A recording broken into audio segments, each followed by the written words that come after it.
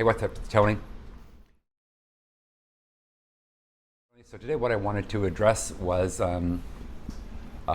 post-surgery, particularly waking up after surgery, after having a prostatectomy, which was the option for me. Your option may be different, but I just wanted to let you know what it was like, and let me tell you, it was very, very interesting. I don't know, I discussed it in a previous video, the things that I had missed in my pre-ops consultation with my doctor, and maybe he had told me what I would wake up to, but like I said, I just didn't hear half the stuff, that he was saying, especially about, no longer being able to have an ejaculation. And maybe this was one of the things that I had also missed because, again, like most of us that have been going through this or starting to go through having, issues with our prostate, whether it's BPH or inflammation or cancer that is causing incontinence, you're in another world, and, being faced with many new topics and subjects and information that you've never ever heard about and never thought that you would be even thinking about, or for that matter, even saying. So I woke up after the prostatectomy with what's surprising to me, 3 tubes. Not 1, not 2, but 3. Here I am, day of surgery, getting on the bed. I have so many tubes. This one needs to be fixed. So there's one here, there's another one here, there's one here, and we've got one here. All kind of, attached to keep me going. But we made it through surgery, so now it's just post. Fingers crossed. And let me tell you, looking down there, actually, it's a lie, 4 tubes because I had an IV. So we've got an IV. We also too have a regular indwelling catheter. But on top of that, I also had let me see if I'm saying this right, a suprapubic catheter, which is a catheter that they make a hole in your lower abdomen that goes all the way through and into your bladder.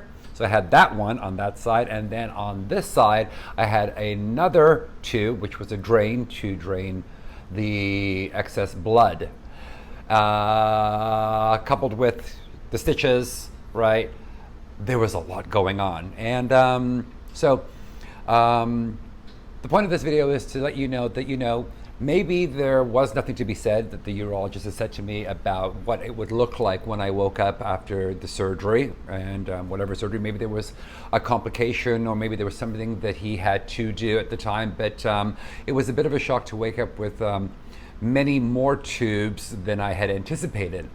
And yes, I had gotten somewhat used to living with the catheter, and was really glad to be able to have the option to have the prostatectomy, but to wake up with more tubes than what I went in with was a bit surprising and a bit shocking. And I never really asked why. I just figured that they must know what they're doing, which maybe was a mistake on my part, but I was just trying to get through. It was really quite surprising to wake up with that many more tubes. And then on top of that, I believe that I stayed there, what was it, 2 nights, maybe 3 nights? I don't remember. I have to look at my calendar. But I had to go home with all of those tubes. So can you imagine, I was just figuring out, which I've shared with you guys all the videos on how to live with a catheter. Now I'm living with a catheter in my junk, a catheter in my stomach, a tube over here to drain blood. I mean, thank God I didn't trip on anything. I mean, that would have been a disaster. There was a lot going on, to say the least. And so point of the video is that your doctor or your urologist will do everything in his power to let you know, at least hopefully, what's going on and what to expect. You may miss some information like I did, and there may be something that happened during the surgery that warranted the additional abdominal catheter. Obviously, in my case, it was both.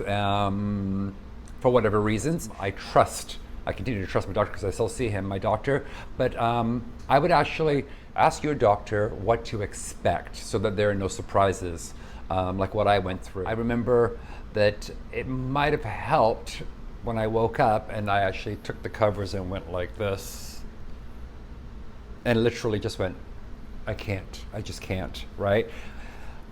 And went back to sleep, and maybe I would not have been so shocked and felt like, Frankenstein's monster down there if I had an idea of what had happened or what to expect.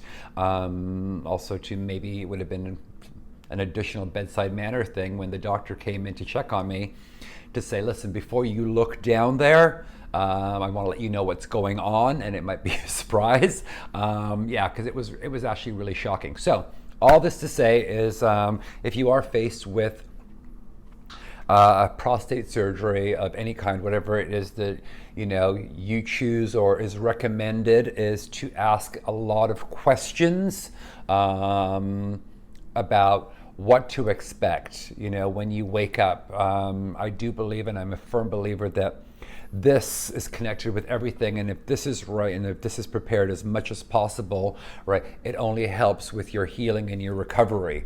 Because if this is starting to fail you and you start to go down a very dark path, which is definitely a possibility considering where everything is, you're already thinking about, oh my God, who am I? What am I going to be? Will anybody care? Am I still a man? All that other stuff. Then to wake up with that on top of everything else is a lot. So ask your doctor, ask the nurses, get all the information that you can, whatever it is that you're going through in terms of your surgery and getting your health together, right? Wishing you the very best.